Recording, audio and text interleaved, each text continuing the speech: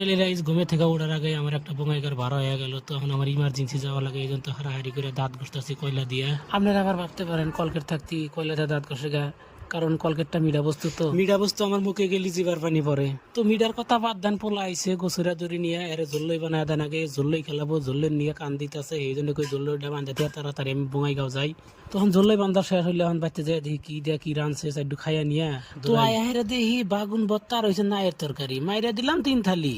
আমি আবার বাগুন ভর্তা বেশি ভালো পাই। খাওয়া দাওয়াটা তো বেশি হয়ে গেল, গাড়ি এখন চলান হামলা নাই, তো গাড়ির উপরে আছে পেপারটা টান দিয়ে, রাইতে তো অনেকটা বৃষ্টি হয়েছে, পেপার টান দিলে এখন আবো না নাই বিসমিল্লাহ কইয়া টান দেওয়া লাগতো। তো অবশেষে পেপারটা টান দিয়া জানলার উপরে থিয়া তারপরে আমি বঙ্গাইগাঁও রওনা দিলাম। মাঝগাঁওয়ের ভিউটা দেখেন অসাধারণ লাগছে। তো আমার যে কয়টার মোবাইল মনে হয় আমি ভিডিও করতেছি 16 Pro Max দিয়ে। তো অবশেষে পাইয়া গেলাম আমি বঙ্গাইগাঁও মায়াপুরি। তো এটা হয়েছে মায়াপুরি টার্নিং, তার উপরে দেখেন সলমান খান সিকিউরের অ্যাডভার্টাইজ করে রয়েছে।